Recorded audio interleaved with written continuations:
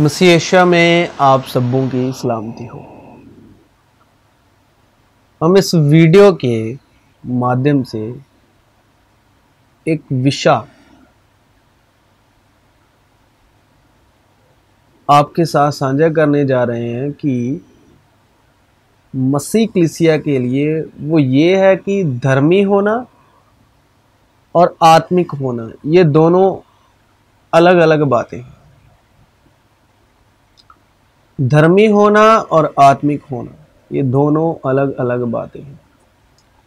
और इसी विषय पर जो आज का कलाम है, तो रूहुल कुद्स की मदद से, यीशु मसीह के फजल और सच्चाई के रूह से और मुकाशफा के रूह से हम कलाम के साथ, बेटे के कलाम के साथ, बाप के कलाम के साथ शिरकत करने जा रहे हैं।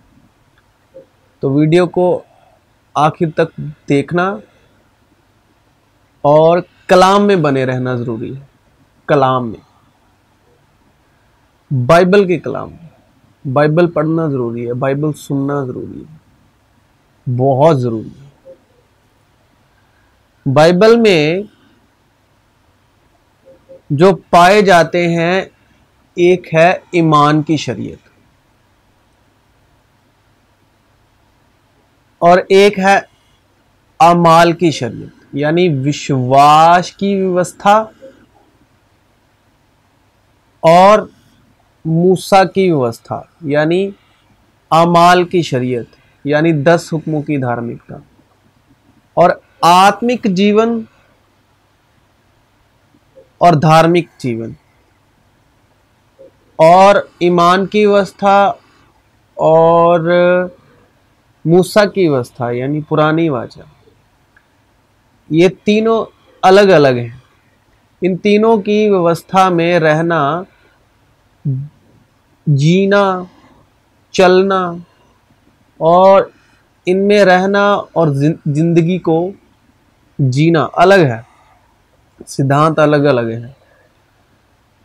तो मूसा की शरीयत जो है, तो हम ये जानकर कि आदमी शरीयत के अमाल से नहीं, बल्कि सिर्फ यीशु मसीह पर ईमान लाने से रास्तबाज ठहरता है। 10 हुक्मों की धार्मिकता से धर्मी नहीं ठहर सकते। धर्मी ठहर सकते हैं मसीह यीशु पर ईमान लाने से। 10 हुक्मों की धार्मिकता जो है वो पुरानी वाचा है, पुराना अहदनामा है। खुद भी मसीह यीशु पर ईमान लाएं ताकि हम मसीह पर ईमान लाने से रास्तबाज ठहरें। रास्तबाज यानी धर्मी, ना कि शरीयत के अमाल से, ना के 10 हुक्म दे मनना। क्योंकि शरीयत के अमाल से यानी 10 हुक्मां नूं मनन नाल, 10 हुक्मां दे अधीन रहन नाल कोई बशर जेड़ा आ, कोई भी धर्मी नहीं ठहरेगा। एक कलाम च लिखा है, गलातियां 2 बाब ओदा 16 अध्याय। इसलिए कि शरीयत जिहड़ी आ वो मूसा की मार्फत दी गई, यानी शरीयत जो है वो मूसा की मार्फत दी गई। और शरीयत और अंबिया यानी पुरानी वाचा 10 हुक्मां दी वाचा ते नबी अंबिया, यूहन्ना जिहड़ा है, यूहन्ना बपतिस्मा देने वाला, उथों तक रहे। उस वक्त से खुदा की बादशाहत की खुशखबरी दी जाती है और हर एक जोर मारकर उसमें दाखिल होता है। मूसा की पुरानी वाचा का एक धर्मी नौजवान और ये मूसा के पुरानी वाचा के अधीन रहने वाला नौजवान 10 हुक्मों की आज्ञाओं को पूरा करता आ रहा है, एक नौजवान। और वो ना विश्वासी है और ना आत्मिक। वो 10 हुक्म तो पूरे करता है, लेकिन वो ना विश्वासी है और ना आत्मिक। सिर्फ वो पुरानी वाचा के 10 हुक्मों को मद्देनजर रख के जिंदगी गुजार रहा है। लेकिन इसका मतलब ये नहीं कि वो विश्वासी है, मसीह यीशु पर ईमान लाता है, इसका मतलब ये नहीं कि वो आत्मिक है। ये दोनों में से वो कोई नहीं है, सिर्फ वो अपनी इन हुक्मों के अधीन अपनी जिंदगी गुजार रहा है, व्यवस्था के अधीन, 10 हुक्मों के अधीन। और देखो, एक शख्स ने पास आकर उससे कहा, ए उस्ताद, मैं कौन सी नेकी करूं? यानी यीशु मसीह से उसने कहा, रब्बी, उस्ताद, ताकि हमेशा की जिंदगी पाऊं। उसने उससे कहा कि तू मुझसे नेकी की बाबत क्यों पूछता है? नेक तो एक ही है, लेकिन अगर तू जिंदगी में दाखिल होना चाहता है तो हुक्मों पर अमल कर। उसने उससे कहा, कौन से हुक्मों पर? मतलब ये तो अलावा भी कोई हुक्म है गया?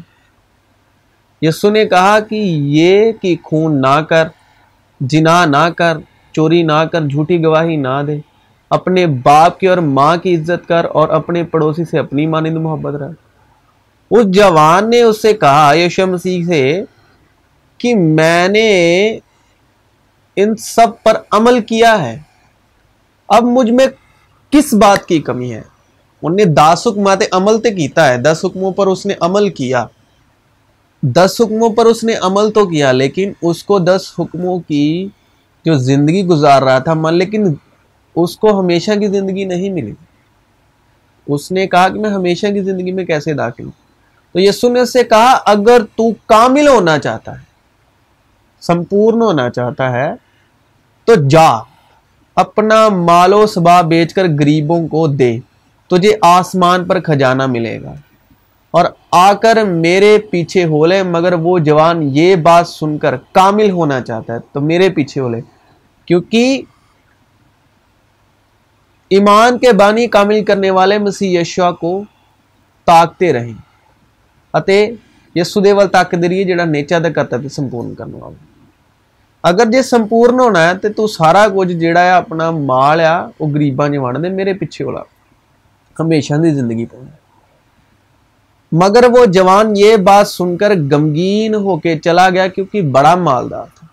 हुण ए व्यवस्था के अधीन ए इंसान जी रहा है, जिंदगी गुजार रहा है, पर ए ना विश्वासी आ ते ना ही आत्मिक है। ए भाइयों, क्या तुम नहीं जानते, मैं उनसे कहता हूं जो शरीयत से वाकिफ है, कि जब तक आदमी जीता है उसी वक्त तक शरीयत उस पर इख्तियार रखती है। हुण मूसा दी वाचा जिहड़ी हैगी आ, मूसा दे 10 हुक्म आ, ओ बंदे दे जो इंसान जी रहा है ओदे अधीन, ओदे जिउंदे जीन तक ही ओदा ते शरीयत दा ओदे ते इख्तियार है। जदों मर जांदा ओ शरीयत तो छुट जांदा है जिसमानी तौर पर, पर ओदा मतलब ये नहीं है कि वह विश्वासी आ ते ओ आत्मिक है, क्योंकि शरीयत के अमाल से पुरानी वाचा दे अधीन, 10 हुक्मां दे अधीन जिहड़ा आ कोई बशर उसके हजूर रास्तबाज नहीं ठहरेगा, इसलिए कि शरीयत के वसीले से तो गुनाह की पहचान होती है। और यह बात जाहिर है कि शरीयत के वसीले से, यानी पुरानी वाचा दे अधीन, 10 हुक्मां दे अधीन कोई शख्स खुदा दे नज़दीक, कोई शख्स खुदा दे नज़दीक रास्तबाज धर्मी नहीं ठहरदा। शरीयत नाल तुसी खुदा दे नज़दीक धर्मी नहीं ठहर सकते, क्योंकि लिखा है कि जिहड़ा रास्तबाज या धर्मी आ वो विश्वास से, ईमान से जीता रहेगा। अब मूसा की शरीयत क्या है? जैसे हमारे देश का कानून है, हमारे देश की कानून व्यवस्था है, इसको मानकर, इसको पूरा कर कर अगर आप उसमें से हो जो मूसा की पुरानी वाचा के अधीन है, जो मूसा की व्यवस्था के 10 हुक्मों की आज्ञा को पूरा करने वालों में से हो, तो ठीक है, व्यवस्था पूरी करने वालों में से हो सकते हो, मगर यीशु मसीह के कहने के मुताबिक कामिल, विश्वासी और आत्मिक नहीं हो सकते। इन तीनों में फर्क है। खुदा के नजदीक आप अपने आसपास, अपनी सोसाइटी में, अपने आसपास के लोगों में अच्छे हो सकते हो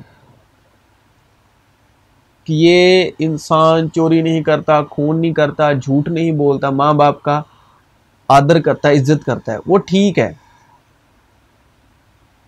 लेकिन विश्वासी और आत्मिक होना ये दोनों अलग बात है। इन दोनों से ये सिर्फ शरीयत का रिश्ता जिस्म तक है, जिस्मानी जो आपकी रोज़मर्रा की ज़िंदगी है, यानी मैनर्स, डिसिप्लिन, शरीयत यहाँ तक है।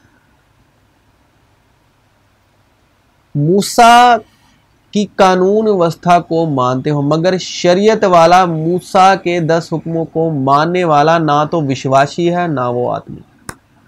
और शरीयत को सबसे बड़ी बात, गलातियां 3 अध्याय उसकी 12 आयत, शरीयत को यानी मूसा दी पुरानी वाचा ते पुरानी वाचा नूं मनन वाला ते पुरानी वाचा दे अधीन शरीयत को ईमान से यानी विश्वास से यानी यीशु मसीह से, शरीयत को ईमान से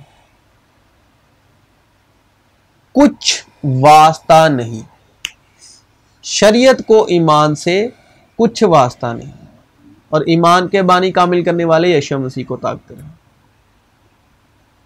बल्कि लिखा है कि जिसने इन पर अमल किया वो इनके सबब से जीता रहेगा, जीता रहेगा सिर्फ, लेकिन हमेशा की जिंदगी नहीं, आत्मिक जीवन नहीं, जीता रहेगा बस। बदन के सबब, जैसे रूल रेगुलेशन, जैसे डिसिप्लिन में, जैसे स्कूल में,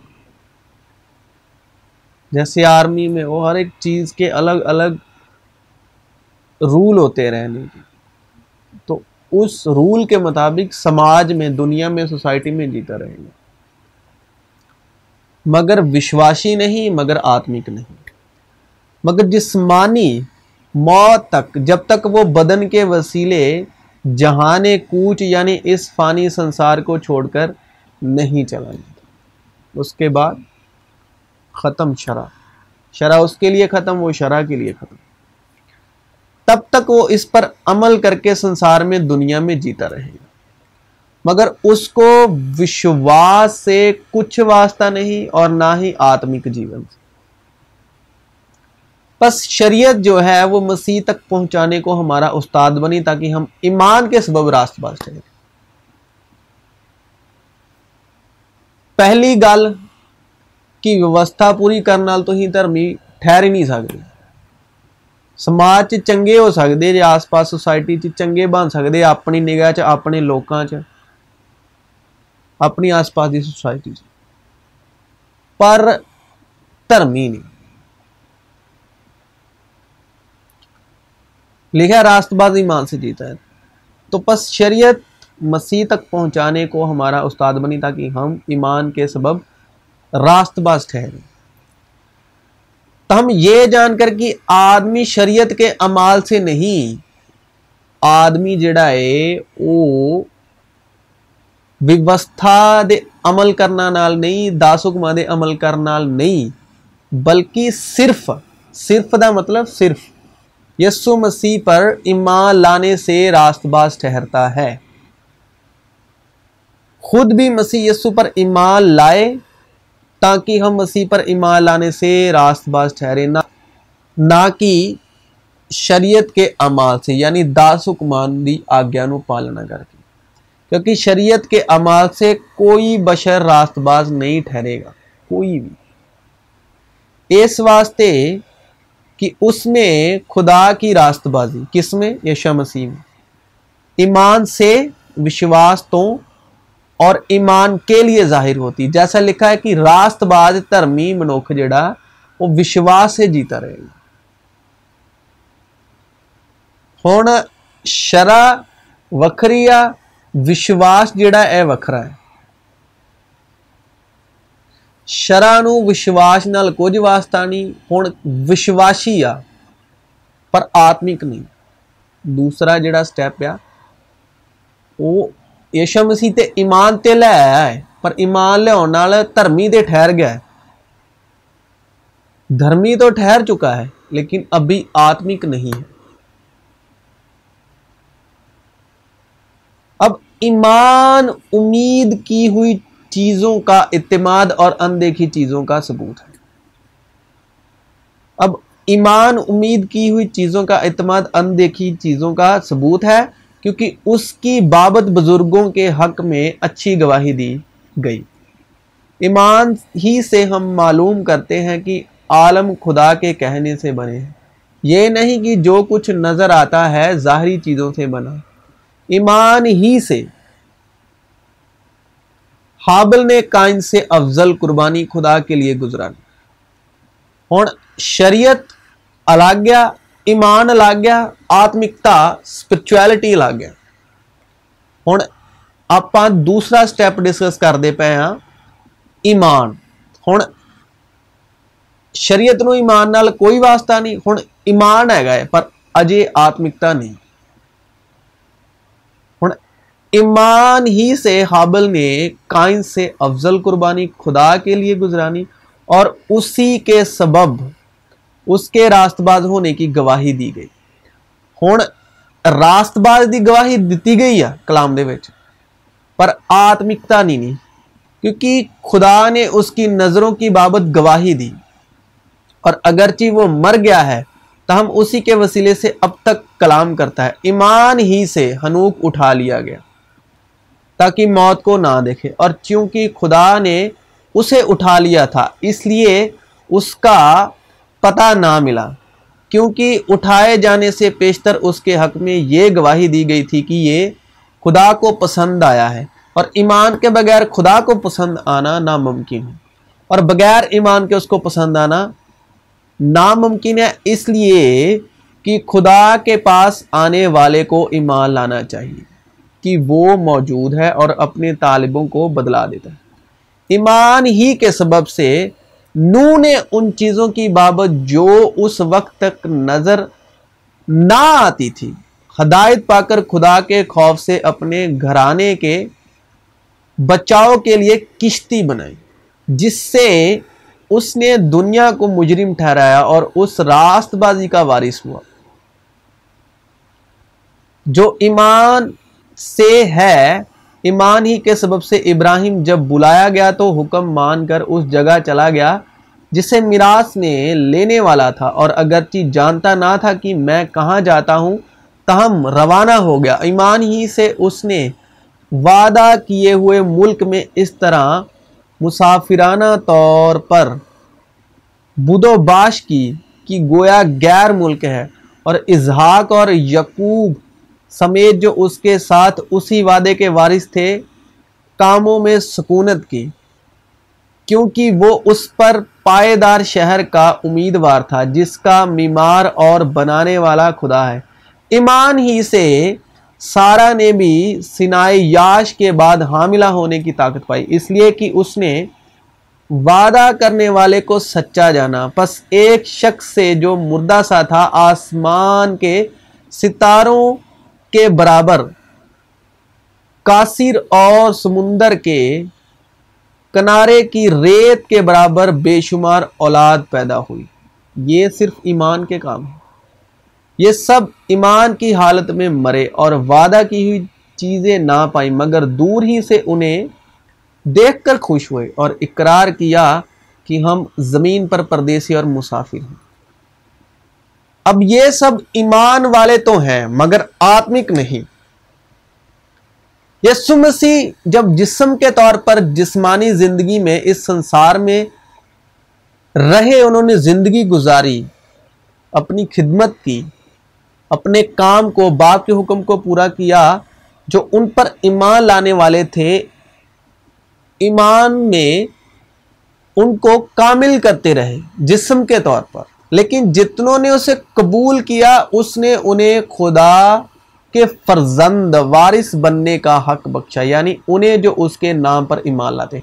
बस ईमान सुनने से पैदा होता है और सुनना मसीह के कलाम से। अब ईमान पैदा कैसे होता है? सुनने से पैदा होता है और मसीह के कलाम से पैदा होता है, इस वास्ते कि उसमें खुदा की रास्तबाजी ईमान से और ईमान के लिए जाहिर होती है। जैसा लिखा है कि रास्तबाज ईमान से जीता रहे। और ईमान लाने वाले के दरमियान ये मौजे होंगे। दरमियान मतलब विचकार, विचकार। ईमान लाने वालों के दरमियान विचकार जिथे भी होंगे उथे ये मौजे होंगे। वो मेरे नाम से बदरूहों को निकालेंगे, नई नई जबानें बोलेंगे। ईमान लाने वालों के दरमियान विचकार सांपों को उठा लेंगे, और अगर कोई हलाक करने वाली चीज पिएंगे उन्हें कुछ जरर ना पहुंचेगा। वो बीमारों पर हाथ रखेंगे तो अच्छे हो जाएंगे। ईमान वाले,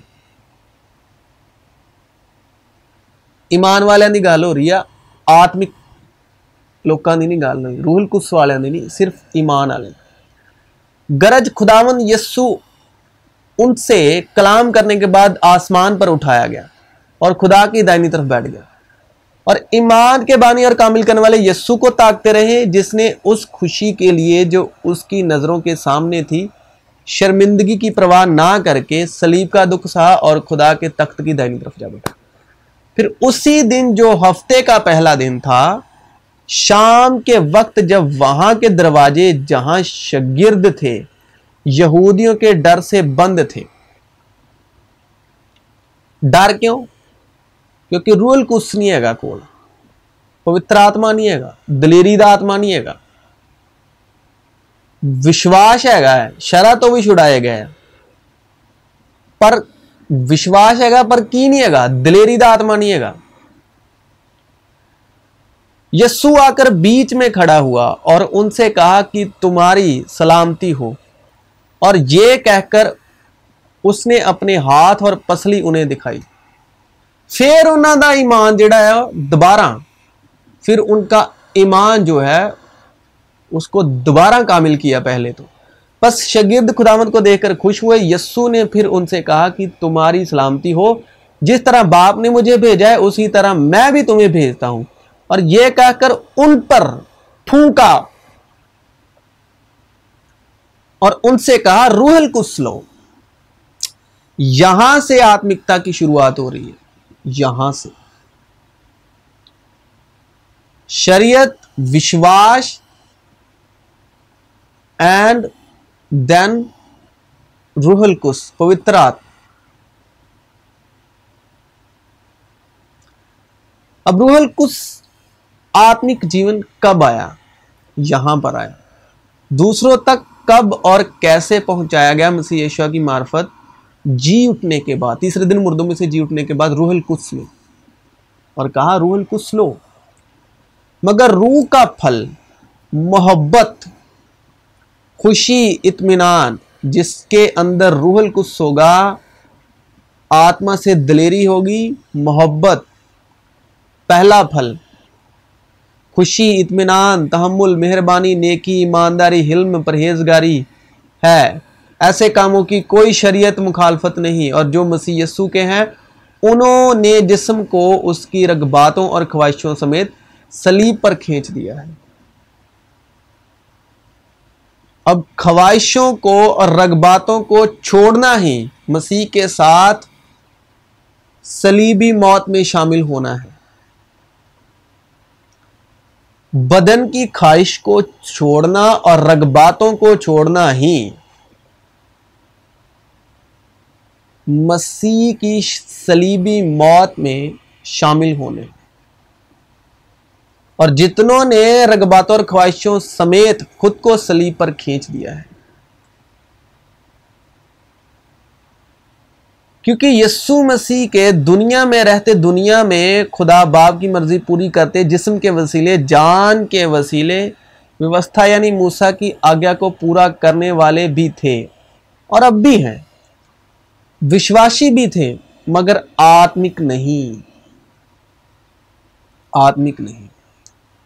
जो हमारा विषय है कि व्यवस्था के अधीन रहना, व्यवस्था के अधीन रहकर जिंदगी गुजारना, 10 हुक्मों के अधीन रहकर, वो आप समाज में अच्छे हो सकते हैं, अपनी सोसाइटी में अच्छे हो सकते हैं, लेकिन विश्वासी नहीं हो सकते, आत्मिक नहीं हो सकते।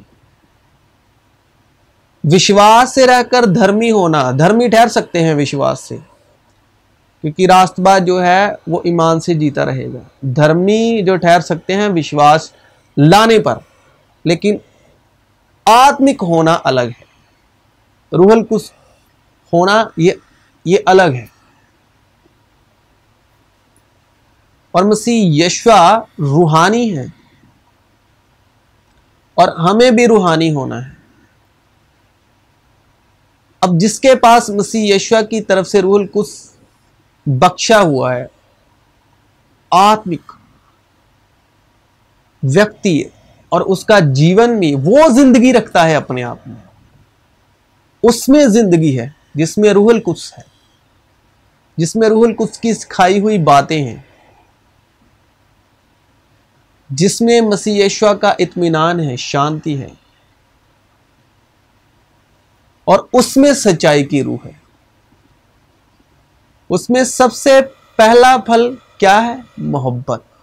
और उम्मीद से शर्मिंदगी हासिल नहीं होती, क्योंकि मोहब्बत आती कैसे है? अब मोहब्बत डाली कैसे गई? मोहब्बत जो है लिखा है क्योंकि रूहल कुस यानी कदूस यानी पवित्र रूह। यीशु मसीह ने कहा जो मैंने तुमसे बातें कही या सिखाई वो रूह है, जिस्म से कोई भी लाभ नहीं, नफा नहीं।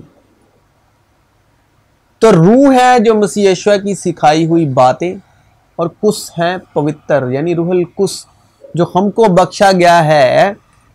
उसके वसीले खुदा की मोहब्बत हमारे दिलों में डाली गई है।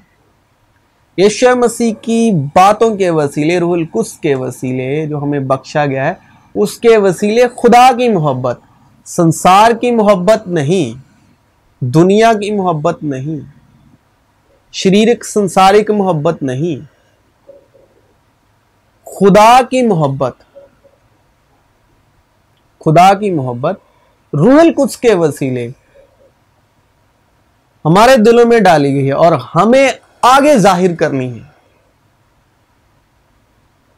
जिस तरह बाप ने बेटे पर की और बेटे ने हम पर, और हमने आगे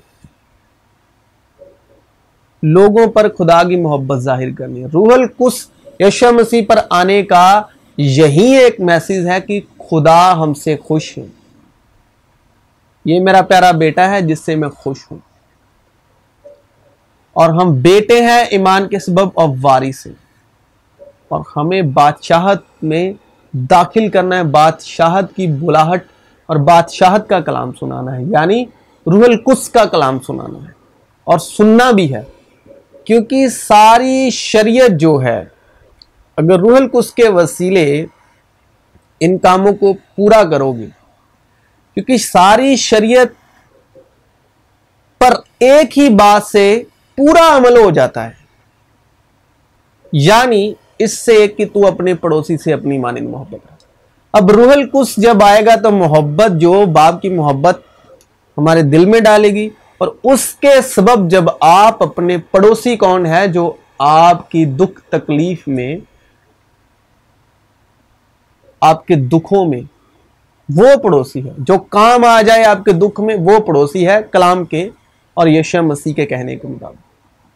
वो चाहे कोई भी हो, कैसा भी हो, जानता हो अनजान हो, जैसा भी हो, रहम खुदा की तरफ से आता है। किसी के भी दिल में दया खुदा की तरफ से आती है। तो जो मुश्किल वक्त में आपके साथ है,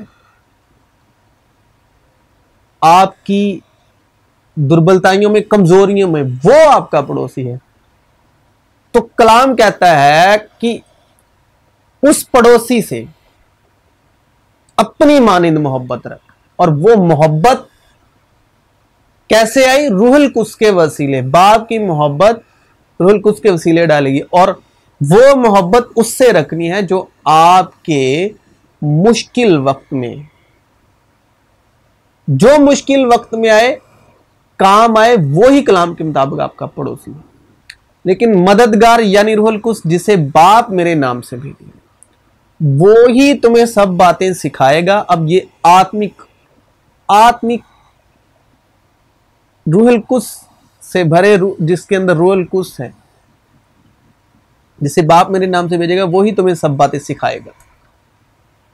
और जो कुछ मैंने तुमसे कहा है वो सब तुम्हें याद दिलाएगा। मैं तुम्हें इत्मीनान दिए जाता हूं, अपना इत्मीनान तुम्हें देता हूं।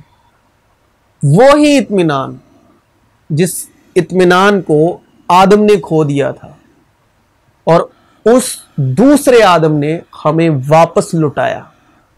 उस यीशु मसीह ने अपना इत्मीनान, रूहल कुस, खून, गोश्त, सब कुछ, इसीलिए लिखा है कि इकलौता बेटा ही बख्श दिया, बेटा ही बख्श दिया। बाप ने कुछ नहीं रखा, इसलिए उसने दुनिया से मोहब्बत की, अपना बेटा ही बख्श दिया।